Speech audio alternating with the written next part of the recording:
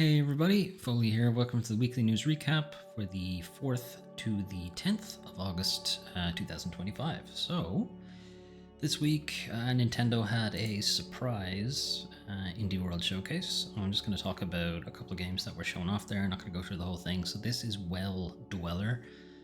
This is from the developer behind Crypt Custodian and something else that I can't remember.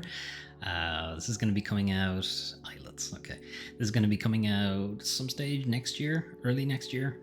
So the idea is that you are dropped into a well. You have various action platformer abilities and such. I don't think it's a Metroidvania exactly. Never mind. That looks like a Metroidvania to me. All right. Anyway, hang out with your friends. It looks fun. Crypt Custodian was a good game. So this one might be one to keep an eye on. Anyway, release date wise, I think it's just spring of next year. Didn't even have that, just next year.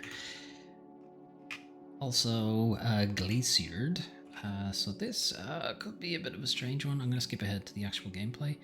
So the idea is it's like fucking millions of years in the future or something. Earth has frozen over, it's had another ice age, humans are long dead. And this kind of bird, a aquatic species, has evolved to effectively take over. So you're playing one of those characters. What I think it's going to be a little bit strange is underwater in video games does not typically go well, and underwater combat in video games does not typically go well. So this will be an interesting one to see if I'm still correct. Basically, it could work. It hasn't been done in a while, so you know it might happen. Anyway, Glaciered, some stage later this year. And then two games that we've heard of before, but they have gotten release dates now. So Herdling is going to be 21st of this month, so it's actually pretty soon. So this is obviously coming to Switch. That's why it was on the Nindies Indie World Showcase, but it's going to be coming to pretty much everything, I think. Herdling is, I think, from the Far Tides people. But basically, you're taking a herd of these buffalo guys from point A to point B. You collect a few of them along the way. Some of them have different... I think the idea is that like the big ones can like slam into walls and break down things in the way, and like smaller ones can get into smaller gaps and stuff like that. But the idea is you're meant to herd them where they need to go. I'm not sure if you can lose a member of the herd along the way. I hope not, because I probably won't play the game if you can. There was another one, Endling, I think. Extinction is Forever. I think that was the name of the game, where you played a fox and you were trying to get your cubs or your kits from point A to point B, and you could lose them. And it's like, yeah, no, I'm not playing that. I can't take the emotional problem. And then last one, I think we knew this already, but Mina the Hollower, the next thing from Yako Games, people behind Shovel Knight, who haven't done a new game in quite a while. They've been just doing a shit ton of Shovel Knight things ever since that came out. So Mina the Hollower was also kickstarted. I don't remember if I fucking backed it or not. I haven't seen an update in my emails for a while, so I think I missed it. Anyway, release date for this will be Halloween, 31st of October. But maybe more importantly, you can play the demo of Mina the Hollower on Switch and Switch 2 if you happen to have it. Right now, skip. Did I get the release date right? I did, yes. Okay. Anyway, there's a demo for it now. I think there was a demo for it on PC, but has now elapsed. But you can get it on Switch. Anyway, outside of the Nintendo Indie World Showcase, we had a couple other updates. So Metal Eden, also getting a release date at some stage in September. I forget the exact date. Metal Eden, it kind of plays a bit like... Well, it kind of plays a bit like Doom, I suppose, new Doom. But it is a first-person Twitch shooter. Very fast-paced, very cyberpunky in some ways. This probably should have been Marathon rather than what we're actually getting from Bungie, but whatever. You know, AIs fighting each other kind of thing would have fit in with the Marathon overarching story. Anyway, that's not what it is. It's a shooter. I played the demo. I really liked it. It has been optimized since then. Hopefully, some of the performance issues we saw in the demo have been ironed out. It was delayed to do that kind of stuff, so hopefully that has happened. We're not getting a lot of gameplay out of this trailer. A little bit of gameplay here. Some stuff. Anyway, it does have like kind of the new Doom mechanics of like getting enemies into particular status modes and then hitting them, and that gives you back health and armor and that kind of thing. Anyway, I thought it was really good, but September, fuck, skip too far. We only have wishlist. This is the release date trailer, and it doesn't have the release. There it is. Okay, 2nd of September. Then also a game I've been looking into for a while now. So 3rd of September, the very next day, Demon School has a really cool kind of Persona vibe to it, but more like a Western influences, and also takes place on a kind of tactical grid. But unlike a lot of tactics games where you can like you're kind of moving around the map and where you are on the map does affect what you can do in the game, in Demon School, like that is still true, but you're also trying to get kind of a bit more like chess, I suppose, or drafts or whatever, that you're trying to get from your side of the board to the other end of the board. Like that is your actual goal, and there are enemies in the way, so maybe it plays a little bit more like chess, I suppose. But yeah, again, played the demo. It was really good, and I think the demo is still available on PC if you want to try it out before the game comes out. Okay, now worse news. So Contraband was announced 2021, I think, for Xbox. It was going to be an Xbox Game Studios thing from Avalanche. Avalanche are the people behind the Just Cause games.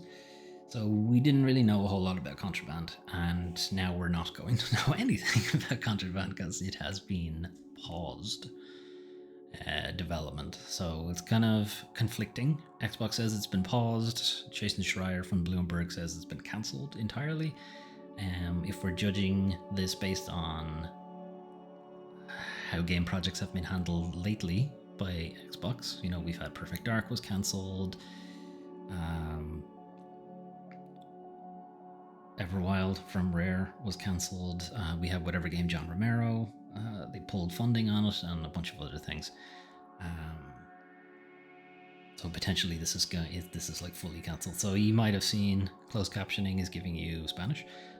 This is from the Mexican Xbox YouTube channel, because the English, or the American one, has pulled this trailer. It's not there anymore. Or I think it is there, but it's like private. I think you need the specific link. Anyway, it's not available. No, private means nobody can look at it. Yeah, it's available on the Mexican one for whatever reason. Anyway, Contraband likely cancelled, but for now, the official word is that it's been paused. What's going to happen to Avalanche? Because they haven't really been working. The assumption is that this is what they've been working on since Just Cause. So who knows what they'll be doing. Anyway, continuing, like not quite as bad news, but still kind of bad news. Genshin Impact and PS4 support, citing limitations related to hardware performance and platform application size. Now this is kind of curious, and I feel like this is more a case of them doing it early, or at least setting the plan out early that they're going to be dropping PS4 support. So they're not actually dropping PS4 support until next year, middle of next year. But they're starting it like pretty soon. So they're going to be ending support for PS4, as I said, because of hardware performance and limitations. So it's going to be removed from the PlayStation Store start of next month.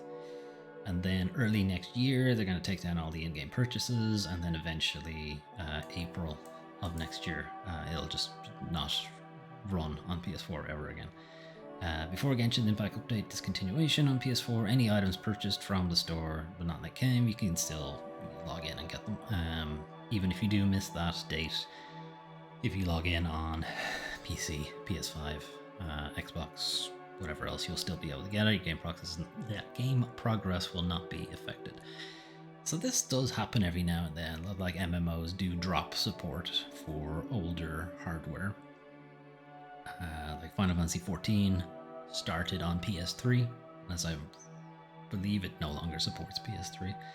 That happened a while ago, but it does also allow them to kind of boost the graphical quality of the game. What's interesting here, though, is that Genshin Impact runs on Android and iOS, and they're not a fucking PS4. Now, again, they're not going to end support until like the middle of next year, but I don't think the argument is that the flagship iPhone will be comparable to a PS4. So there must be some difference, like some performance profile that is different for the mobile version or the web version, because I think it runs in browser as well, rather than the console version, or the application size. Potentially there might be a hard limit just on PS4 games. They can only be a certain size. That might just be part of the hardware. It is also available on Xbox Series S, and we know the Xbox Series S isn't actually as strong even as a PS4, so do we? Maybe not. Maybe that's not true. Maybe it's stronger than PS4. Either way, it's a low-end model, so whether they'll be stopping support for that soon as well, I don't know. They don't really make mention of Android versions, iOS versions, stuff like that, like what versions are supported on it. I'm sure it's there somewhere. If you try to download it and play it, it'll tell you, but they don't really announce it. But they do announce it for PS4. Anyway, that'll be a while off. Middle or the second week of August, so we're getting the Game Pass first wave for August this month. So pretty decent. Why can't I? Does my fucking hover zoom not work on this site for some reason? Anyway, so Rain World, play the Slug Cat. It's a bit of a, it's kind of like Ori and the Blind Forest, I guess, in a little ways. Citizen Sleeper 2, very good attempt making a tabletop RPG. The original Citizen Sleeper is really, really good. Citizen Sleeper 2 is also good, but maybe not quite as good as the first one. Lonely Mountains Snow Riders. Sounds like SSX at home. I think that's what it is. MechWarrior 5, I think, is the multiplayer one. Players become Smoke Jaguar pilots. In the clan invasion of the Inner Sphere, lead a star squad. I'm thinking of some other game, I think. Is MechWarrior more of a tactics game? Anyway, Orcs Must Die Death Trap is a sort of a spin-off roguelike version of Orcs Must Die, which is a tower defense game in some ways. Assassin's Creed Mirage should actually be out now. It was kind of a throwback to the older Assassin's Creed games, which were much smaller in scope. They didn't have the kind of leveling system that the newer ones do since Assassin's Creed Origins. So it's going back to the earlier Assassin's Creed 1, Assassin's Creed 2, that kind of thing. Aliens Fireteam Elite, is that the... No, this is the shooter one. What was the one? It's the tactics one. I don't remember. The Nine Kings sounds like an RTS. Fast Crash roguelike. No, it's not. Roguelike Kingdom Builder. Okay, so it's like Age of Empires, but a roguelike. Okay, some interesting choices. Assassin's Creed Mirage is pretty good. Rain World is very good. Citizen Sleeper 2 is also very good. And then the rest of them, I'm not familiar really with Nine Kings. These three are probably like okay. Don't know about Aliens Fireteam Elite because I think it's a service game. Anyway, free games over in the Epic Game Store. You have 112 Operator, which is kind of a like your emergency response kind of thing. 112 is a European 911, effectively. And yeah, it's just kind of managing your team and sending them to where they need to go, that kind of thing. It sounds boring. Moving on. Road Redemption is Road Rash. And that might be dating me somewhat. Road Rash, very old motorbike racing game. Really, it was a motorbike beat the shit out of your opponent game. It was very fun, and this is probably also quite fun. Anyway, Road Redemption lets you lead a biker gang on an epic journey across the country in this driving combat road rage adventure. Okay, a little bit more brutal than something like Mario Kart or whatever, because you're like hitting people with hammers and shit and taking out shotguns and dropping bombs on them and that kind of thing. And then in Road Rush. Anyway, those are some of the games you can play soon. What if you want to play something right now? We've got Mafia: The Old Country, somewhat of a soft reboot maybe of the series, coming back from Mafia 3, which is more of like the 70s, I think. That's what they were going for, and it was a big open world GTA clone, and a lot of Mafia fans were pretty lukewarm on it, and would have preferred a more tighter game, going back to the original Mafia. And maybe the definitive edition and the remaster of maybe made the studio think, yeah, okay, let's go back to doing those. Anyway, Mafia: The Old Country is a much tighter narrative game, so it's not like a big open world or anything like that. Reviews have been kind of everywhere. I've seen 9 out of 10s. I've seen 5 out of 10s. And I've seen a lot of numbers in between those. It sounds like it's all over the place. It also sounds like it's at best fine. At worst fine, and at best pretty good. So, your mileage might vary. After that, we have Is the Seat Taken, which I believe I have a video of on the channel, and if I remember to, which I won't because I never remember to, but if I remember to, I'll put a link to it somewhere. Is the Seat Taken is a puzzle game where you're basically trying to fit people into their preferred seat. Some of them are like, I don't want to listen to people talking.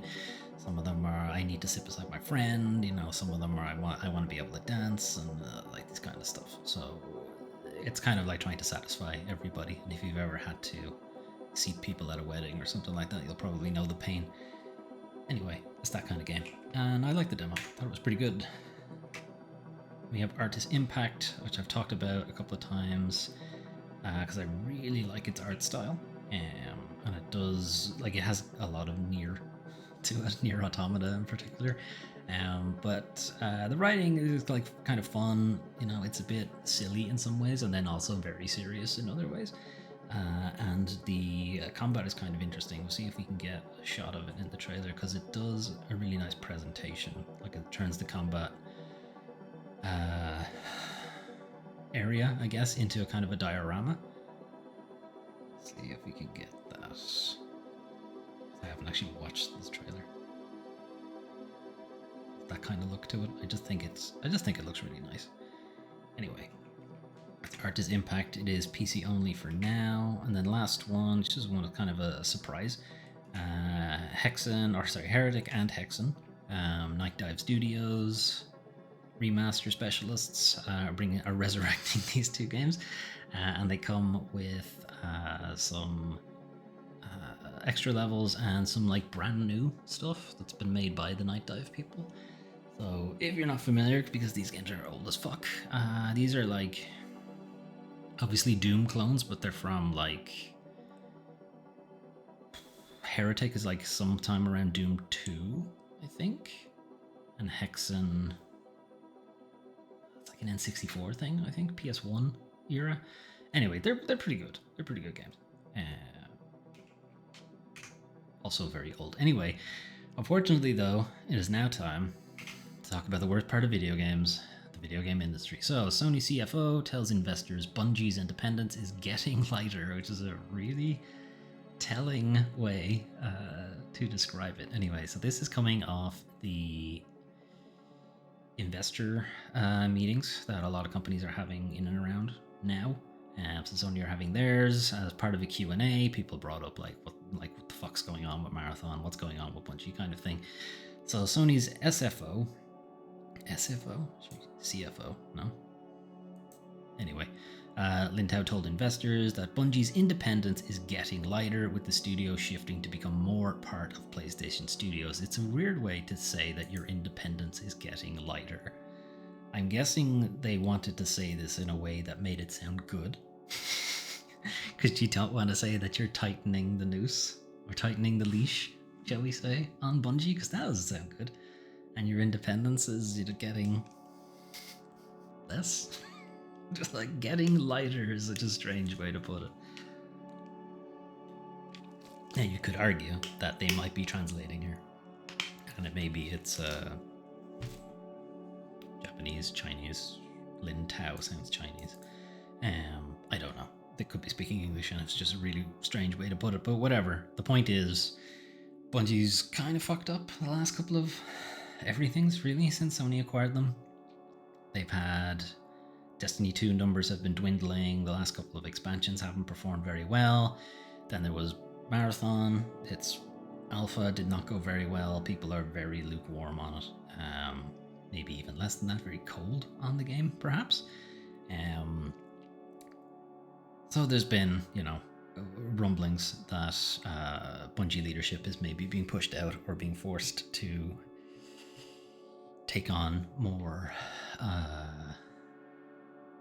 Sony insiders. Anyway, so there were last year, there were some structural reforms at Bungie's creative studios, which a lot of people were pushed out. Some of them deservedly so, some of them less deservedly so, but there was a shake-up in Bungie's leadership anyway. And then Sony itself had a big shake-up in its leadership. Jim Ryan, who we were all well aware that I do not like, but he was given the boot, maybe. He was given the golden boot anyway.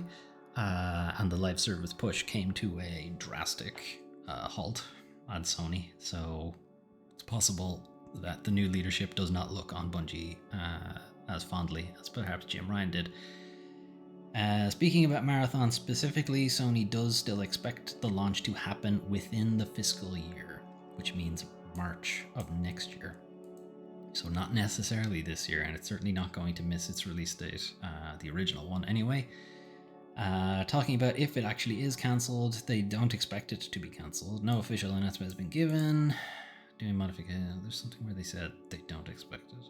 This launch will happen, apparently is the way they're talking about it, but if this launch is cancelled, we'd need to do the revision of the valuation. However, as of now, this is not expected. So if Marathon doesn't work out, they'll revise the valuation of Bungie and think, hey, maybe we paid too much for you, which you absolutely did. Anyway, outside of that, though, the greater live service plan of PlayStation's current live service plan, lol, whether the company sees issues when it comes to improving its live service games. So they pointed to Helldivers 2, which is not theirs, Destiny 2, which is not theirs. They inherited MLB The Show, Gran Turismo 7 are kind of the only two they can talk about, and neither of those I would consider live service games. I mean, maybe MLB The Show because it's a sports game, and pretty much every sports game is a live service game now. Gran Turismo, I guess, somewhat. I wouldn't necessarily consider it like a heavy hitter in the live service things. Anyway, talking about Concord, lol, and then Marathon having been postponed, and the negative news coming about it, investors are, not thinking things are going great. And they had pretty much the same thing to say. 5 years ago, live service games just weren't a thing at PlayStation, so they're trying to pretend that, we're a small studio. This is our first try at live service. Come on. How long have Sony been in the video game business? This shouldn't be your first rodeo. Anyway, it's not entirely going smoothly, yeah. This is quite the understatement. Anyway, we recognize there are still many issues. We should learn the lessons from mistakes and make sure that we introduce live service content where there's less waste and it's more smooth. I mean, what a concept. Anyway, they'll acknowledge it to the investors, but they won't acknowledge it to anybody else. Moving on. There's a kind of word salad here from Strauss Zelnick, CEO of Take-Two. It's people behind GTA, but for this story, it's also people behind BioShock. Okay is not okay, good is bad, great is the new great, and BioShock 4 is coming out, as Take-Two boss stops short of claiming that up is down. So again, this was another investor call.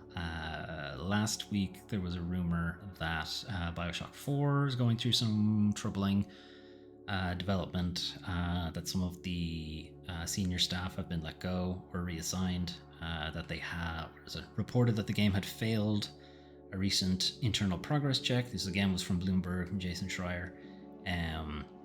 the story specifically was called out as not being good enough, and then that some of the devs working on it have been reassigned to not Bioshock. So, not great news coming out of it. So, asked about that at an investors meeting, IGN specifically asked Zelnick whether Bioshock 4 is in danger of being canned. So they had to say, it's going to come out. That I can say hand on heart without question.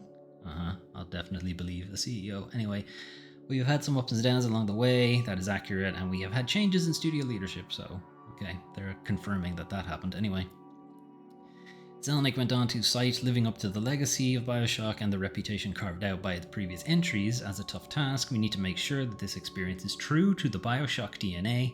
What's that? Does he know what that is? Because Bioshock doesn't know what that is. It's changed a lot between System Shock, Bioshock 2, maybe you could argue some ways. Bioshock Infinite was a very different game. Like, what's the DNA? Anyway, and a massive step forward on the other hand, and it has to be, an industry-defining thing, even though you could argue the first Bioshock was, but I don't think Bioshock Infinite was. Despite at the time everybody thinking it was a 10 out of 10, I think on reflection people don't have such a good view of the game. I don't. Anyway, I did not like Bioshock Infinite. Anyway, longer quote. I think it's a reflection of the fact that as entertainment businesses mature, consumers seek quality, and everyone realizes that the consumer is highly demanding, and properly so. The strategy of this company has always been to make the best entertainment. Let's take two. We make the 2K games. Not necessarily the most entertainment. Of course, sometimes we've fallen short, but frankly, a precious few times. Citation needed. And I think some of our competitors have realized maybe a little late in the day that consumers are not okay with okay, good is the new bad, great is the new great, and our goal here is to make everything exceptional. Of course, if you make everything exceptional, nothing will be exceptional, as exceptional requires other things to be bad or less good. Anyway. Yeah, I mean, this is kind of coming with the idea that like 7 out of 10, 8 out of 10 is considered bad, which is kind of the industry and critics mistake, I'm gonna say. Because none of them were ever comfortable giving 6 out of 10s. Really, 5 out of 10s to games that really deserved it, and they would have ended up getting 7s. And then games that they didn't want to give a 9 would get an 8, and it was all because they never wanted to give a game a 10 out of 10. Really, because that would say, oh, that means it's a perfect game, and they couldn't possibly have done anything better, yada yada. No, it doesn't. It just means this is a great game. That's all it should have meant. 5 stars, same kind of issue. The whole numbering system really should never have been a thing. It should have only ever been opinion. But this idea, one, that Take-Two make only exceptional games. I mean, it's coming from the CEO and it's an investor meeting. He has to say that. But no. Anyway, the Bioshock DNA thing. What is it? What can you point to that is uniquely Bioshock than nothing else? Is it just the guns and powers thing? Because lots of games have done that. Like, is that what makes it uniquely Bioshock? Not really. Is it twist endings? Is that it?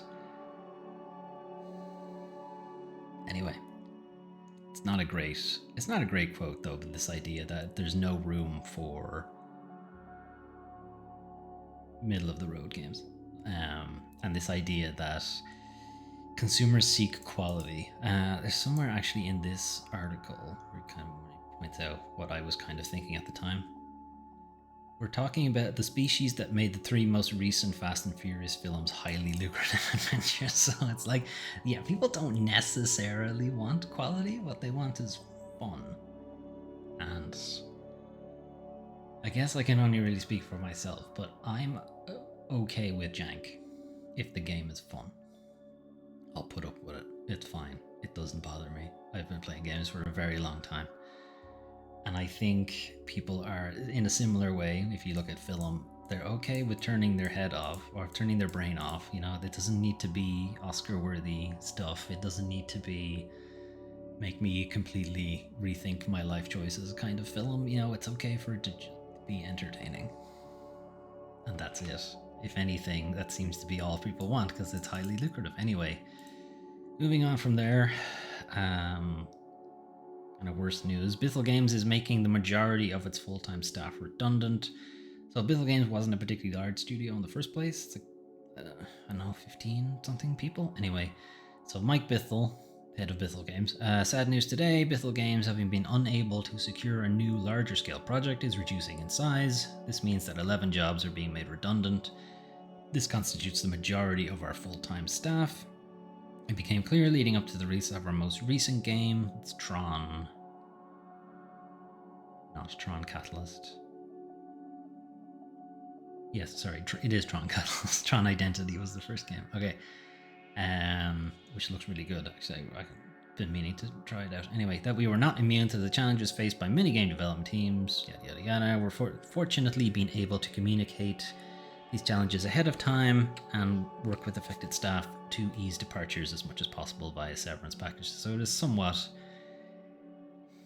silver lining in some ways of it being an independent studio that they can say ahead of time to let people know that, like, chances are we're gonna have to let you go kind of thing, and, you know, we'll work with you to get a new position kind of thing. Unlike Microsoft, who just says, lol, you're fired, goodbye. No, you're laid off. Anyway, if you're not familiar with Bithell Games, you might be familiar with some of their games. Thomas Was Alone, Tron Identity, Tron Catalyst, John Wick Hex, really good game, which has been delisted. And also Volume, I think, was like one of their first games, which is a kind of a heist game in some ways. I thought it was good. Anyway, Bithell Games is always defined and elevated by our people. Today we are less. And again, that's like one of the few messages I think coming from these layoffs where they're like, yeah, not only are we losing good people, but the studio itself is going to be worse off because of it. Unlike a lot of the other ones saying like, oh, we wish them well, but we're still going to keep making great games. It's like, no, your ability to do that is severely diminished. Anyway. Speaking of game studios, I guess, I don't know. Red Octane Games is a new rhythm game studio founded by Guitar Hero veterans. So, veterans of rhythmic gaming will be focusing on advancing the rhythm game genre. So, Red Octane was actually already a game studio in some ways. So, it was Charles and Kai Huang who were part of, or half of, the group, along with Harmonix, that made Guitar Hero in the first place. So Red Octane Games, which is not Red Octane, will have Charles and Kai Huang as special advisors, and then Simon Ebinger, who was like Guitar Hero creative, I think, something like that. Studio head, sorry, he was production, creative head production, will be studio head. So rhythm games are about more than just gameplay. They're about feel, flow, connection to the music and to each other. Red Octane Games is our way of giving back to a genre that means so much to us while pushing it forward in new and exciting directions. Cool. There's some of the people who were responsible for not starting rhythm games, but certainly kind of making them more of a mainstream thing with Guitar Hero. Slightly concerning news. Sorry, this one's not concerning. Their debut game is already pretty far along. They'll be talking about it later this year. The concerning one is Red Octane Games exists within Free Mode, and Free Mode is an Embracer Group subsidiary. Okay, let's see how long they last. I mean, I hope they last a long time, but history would suggest being partnered with Embracer is not a good thing. Moving on. Nintendo did a Nintendo thing. Japan's biggest charity speedrunning event won't have Nintendo games because Nintendo did a Nintendo. Anyway, so Japan's biggest charity speedrunning event, RTA, I don't know what it stands for. Probably Japanese. Anyway, has confirmed there'll be no Nintendo games present at this year's show because Nintendo. Nintendo's reason was that RTA is a legal entity and they have to ask for permission in advance to feature the company's games. No, they don't. Anyway, not only that, RTA was informed that their previous streams constitute unauthorized use. No, it doesn't. It seems Nintendo expects RTA to apply for permission to feature its titles game by game basis. If you've watched any speedrunning events, the ones that Nintendo doesn't do in Nintendo, they feature quite prominently. There's a lot of them. Doing that game by game, not really something RTA could do, which is what they said themselves. It's like in a short amount of time, there was no way that was going to happen, so they're not going to be present. But they hope to make it present for the next ones. This was a charity speedrunning event that was going to be done for Doctors Without Borders. This is a small amount of history here, but Nintendo have priors for doing this. Long sought to control third parties' abilities to utilize games, Nintendo have been heavily against people streaming games, putting gameplay up on YouTube, any of that kind of thing. They're almost first out with copyright warnings, content strikes, all of that kind of stuff. At one point, they demanded all of the ad revenue from one channel. At one point, they didn't get it, but fucking ridiculous. This company stance has somewhat softened. I mean, it depends which lawyer happens to be controlling the fucking firm at the time. Anyway, Nintendo have priors for this kind of shit, and they might have softened, but it has not gotten better. Anyway, this is fucking free advertising for you guys, and also they don't have to ask permission for this. Same reason that people who go to like a book reading don't have to ask permission from the author to do it. You know, you don't have to ask permission to play your music in the park, that kind of thing. Now, if you played a film on a projector and charged people to watch it, that's a problem. But this is a charity event, so you're not charging people. Optional. They want to put money into the charity. Pretty sure that's exempt. Anyway, maybe it's not in Japanese law, who knows. Better news, Digital Foundry going independent. So Digital Foundry has announced it is parting ways with IGN and going independent. If you're not familiar with Digital Foundry, they do a lot of side-by-side comparisons and like PC benchmarking and stuff like that. So they'll show like, here's the, the specs for, this game for PC, and here's what will happen if you run it on this particular graphics card and that kind of thing. But on top of that, they do things like, here's the PlayStation version versus the Xbox version. You'll see that the frame dips in here. It's all very like technical stuff, but it's also like really important stuff because nobody else does it really. And certainly nobody else does it like them. So it's pretty great that they're out from under IGN. So IGN would have got them because they bought Gamer Network. IGN Entertainment acquired Gamer Network portfolio May of last year, and that included Digital Foundry and included things like Eurogamer, Icebreaker, which isn't a thing anymore outside Xbox, Rock Paper Shotgun, and also Games Industry is like this article. Anyway, Digital Foundry has parted ways with IGN, and we have bought their shareholding of the business. What this means is that from now on, all aspects of Digital Foundry are decided upon by Digital Foundry. So that is pretty good shit. Now that it's fully independent, IGN obviously aren't paying their salary anymore, so everything is funded through Patreon. So if you want to, continue to see that kind of content, maybe consider joining their Patreon. Okay, these last couple of articles are actually going back to some things from last week. So Tencent quietly updates slavish Horizon clone Light of Motoram's Steam page. So last week we were talking about Sony announcing that it was suing Tencent because Light of Motoram looked suspiciously like Horizon Zero Dawn and Horizon Forbidden West, but not Horizon Call of the Mountain. Not because Sony forgot their VR game, I guess. Anyway, bore a remarkable resemblance, so in the intervening time, Tencent have adjusted their page considerably, really. So there have been quite a few changes. The screenshots have been changed, the trailers have been removed. One kind of interesting one is this was what the kind of key art was, which is anime Aloy in some ways, and that is no longer the case. It's these guys. It's like Penguin and Pig.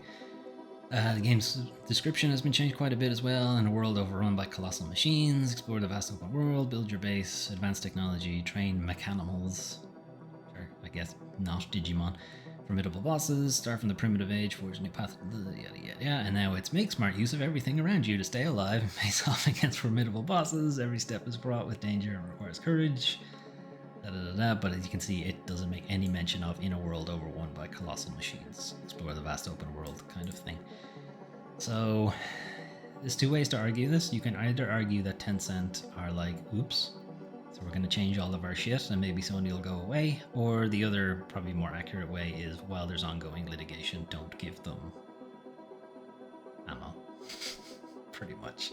So until they figure out what's going on with the lawsuit, they're going to err on the side of caution, basically, which is almost certainly what their legal team told them to do.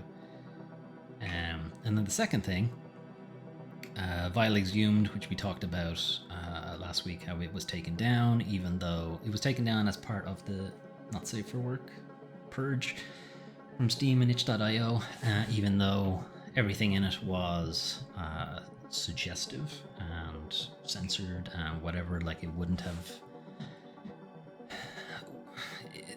have been like overt sexual depictions, basically, and that was the reason it was taken down, even though it didn't do any of that stuff anyway. So it's launched now as a free download after being wrongly banned from Steam over sexual content. It was initially released over on itch, and it's actually still there on itch. It's free on itch at the moment, but there is a link if you want to pay the developer and the publisher. Anyway, they've elected to release the game as a free download on its own site, which I've put in the link notes. This felt like the best option to make the game available to as many people as possible. Trying to release on a different storefront would only open us up to the same problem we ran into with Steam. There is an option to pay the developer, Cadaver or DreadXP, as the publisher, who do like some really interesting indie horror games. And they'll donate 50% of the profits to Red Door Family Shelter, which is it's one for like women and children who are suffering domestic abuse or families experiencing homelessness and refugee claimants and stuff like that. It's a good cause. I think the rest of this article just talks about what we already talked about with Visa and MasterCard and what have you. But there's been a kind of small wrinkle in why exactly Vile Exhumed was taken down. It's still not great. Valve are still wrong, but it's maybe not what we thought it was. So Valve's spokesperson responded to say that Steam has never allowed games with sexual depictions images of real people. That's why it's always weird claymation 3D models. And they pointed to something in the rule set and saying that this isn't a new rule, and basically the MasterCard thing isn't to blame, that it would have been taken down anyway. DreadXP then responded to say that everything in the game is censored and implied. This is the opposite of explicit. As pointed out in the guidelines, the content of Vile Exhumed falls within compliance of this rule referred to by Valve in their statement, which is why we called the ban unjust. So, maybe taken down for a different reason, but still the wrong reason. And possibly still caught up in the MasterCard Visa collective shout situation. Anyway. Oh, I have the link here. This is what the page looks like. This is talking about what was going on there, what the charity is, and then there's a link there to their PayPal, and you can just download the thing directly. Anyway, moving on over to what's going on in the community. So again, coming from the MasterCard collective shout situation, we talked last week about GOG putting some games, 13 games that would have been taken down from those platforms, and put them on a Freedom to Buy website. It was up for like 2 days, 3 days maybe, something like that. But in the intervening time, 1 million people claimed those games. 1 million gooners. Okay, anyway, over 1 million people have claimed their freebies in support of GOG's Freedom to Buy initiative. It's debatable if it was a support of it or they just wanted free games, who knows. Anyway, in protest after digital platforms like Steam and itch.io acknowledged a tightening of the rules around their not safe for work content due to pressure from payment processors. So GOG had to say, this was last week, we believe that if a game is legal and responsibly made, players should be able to enjoy it today and decades from now. It's our statement: when games are delisted today because of discomfort, reviving them tomorrow becomes exponentially harder. Logarithmically harder, perhaps. Anyway, I'm one of those 1 million people. Maybe you are too. Okay, this is kind of a weird story. Anyway, everyone's favorite Uma Musume, probably said that wrong, loser flooded with donated grass in real life. So, this requires, well, maybe it doesn't require a lot of explanation, because considering the numbers it's doing, you are probably playing it. Anyway, Uma Musume Pretty Derby, I think it's called, yeah, is a horse girls game. And the idea is you have a stable of horse girls. They go on races. You hope they win the race. You get resources to make them better, kind of thing. And it's very much kind of fun anime shenanigans. But the girls are based on real horses. So horses from horse racing history, and one of them, Haru Urara, is famously a loser horse in that they've never won a race. And when the game launched initially, there was a site set up to donate grass to the real life horses that anime horse girls are based on, and it has resulted in immense grass deliveries starting to hit the stables. But in particular, this one, 3 US tons in total donations, I think, just to this horse, and like a metric ton just when it launched like a month ago. And there's already a metric ton, which is insane. Anyway, why Haru Urara in particular? The horse in real life failed to win 113 of her professional races. Now, this makes it sound like she came in last place. She did not. The horse like placed second, third, fourth, whatever. It just never placed first. That's kind of the joke, effectively. And the game, from what I read, because I'm not playing it, I have too many gacha games. I can't play this one too. They play it up like it's part of the character's personality, and it sounds pretty funny. But I just think this is a really funny, like, video game community power thing, and like you can make this 29-year-old horse like never have to, like, it can always have nice food. Apparently this is really good grass, rye grass it's called. I'm not sure it's actually grass. I think technically it's not grass, it's straw or something like that. But anyway, why are we so weird? All right, moving on. Game discovery app Ludocene launches. This is the dating app for gamers, but it's not a dating app. We'll get to this in a second. It's a free dating app that matches you with games rather than people. If you want a better way to find amazing games that rewards experts and is in the hands of players, this is our shot. So this is a Kickstarter idea, that disclosure I backed, and it basically kind of works like Tinder, kind of works like, you know, Hinge, those kind of things, and that you match, but they're with games specifically. So you're like, here's a game, you know, swipe left, swipe right on the game. But over time, you can build up a kind of library of things like, okay, here's a game, Viewfinder. I like that game, but I've already played it, so I'm going to put it here in my favorites instead. Once you drop it down there, another game will come up, but it will use this favorites thing to kind of filter, so you'll get more games that look like or that play like Viewfinder. And then that is filtered further by having an expert. So you'll have this expert who's maybe an expert in puzzle games. So they'll be able to pull games that maybe aren't in this list, or maybe won't be in this list, kind of thing. And then you can have things like, oh, I haven't actually played Viewfinder, but let's say it's a maybe instead. You can pull it down into this pinned section. And then a similar thing, it'll kind of affect what games are shown here. I wanted to show you guys a demo, but I am unable to log in right now. So I'm not able to do that. Maybe I'll do a video later on it. I think it's a really cool idea. Some of the games that it referenced during like development period, it was kind of things like, yeah, these are kind of obvious games. Like, I feel like most people would know them anyway. You know, so there's kind of feedback to be like a little bit more niche about it. So you still get some of the big, like, easily well-known, like 9 out of 10s, 10 out of 10 games. Which will also be recommended things that are like kind of flying a little bit under the radar. And then on top of it, you can like tap on it and it'll show you, like, you can get it on Steam, you can get it on PlayStation, that kind of thing. It's a cool idea. Encourage you to give it a try. It's free. It's free to use. There is a subscription service, and all the subscription service really gives you is access to more experts. And I think it allows a longer... I think it just makes these sections bigger. So you can have more of them, so you can filter a little bit better. But otherwise, I think that's all the subscription does. Anyway, I think I will do a video on Ludoscene. Anyway, that is your weekly news recap for the 4th to the 10th of August 2025. So we had some stuff from the Indie World Showcase, some interesting games shown off, and some games getting the release dates. So Mina the Hollow Work getting a proper release date now is pretty good, although I think we had that already. Check it out if you have access to a Switch or a Switch 2. You can play the demo of the game. On top of that, Metal Eden getting a release date because I really like the demo. Demon School, similarly, I really like the demo of that game, so I'm looking forward to playing it myself. It's a really long outro on that trailer. Anyway,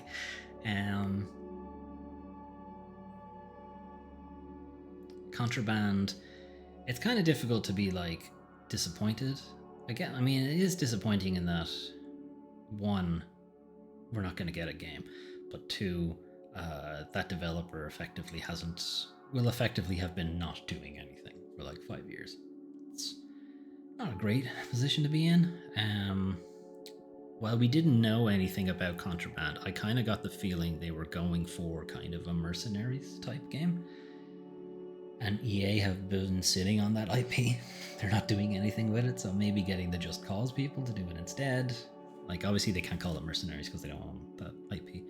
But a similar kind of game would easily work with the Just Cause type of gameplay. Like, it almost was a Mercenaries game in a way. So yeah, if, like, we didn't know that it was going to be that kind of game, but if it was going to be that kind of game, then it's a little bit disappointing, all right.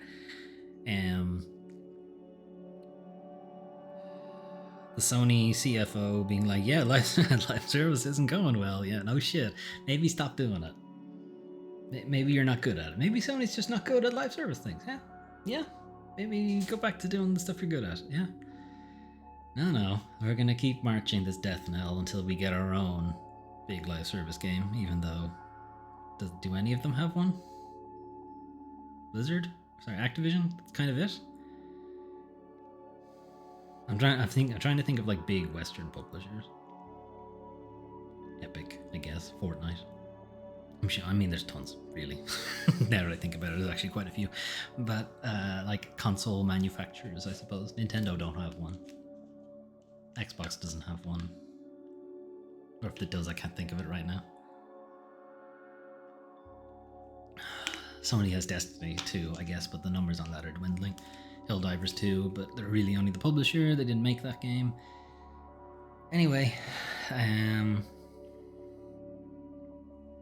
Bithell Games losing the majority of its staff is pretty disappointing. They make a lot of really interesting games, and not being able to find a publishing partner is pretty shit, considering their pedigree. So, because as you can see, like 11 people is the majority of their staff. Like, that's not a big team, which means it wouldn't be a big cost, really. Like, if you're thinking about other development teams that are like 100 people, 200 people, that's a lot of salaries to pay. You could think about a publisher saying no to that, but saying no to like maybe a 20-person team is like, how hard up for money are you guys, really? Anyway, kind of silly community stuff with the Yuma Musume horse, and I think the Ludo scene, even though it has a kind of a strange concept, I do think it's a pretty cool idea. I think you should give it a look. Anyway, that's it from me. As you can see, we're still in the new place, and I still haven't really changed the setup because I'm still kind of moving a lot of my shit. And then I'm going to be back to work tomorrow. It's going to be even less time for me to move any of my stuff. Anyway, I'm working on it. That's all I can say. When exactly I'll be finished working on it? Probably never, but I'm hoping to be finished sometime, eventually, please. Anyway, I'm going to head off. Have a good rest of your day, and I'll talk to you guys next week. Bye.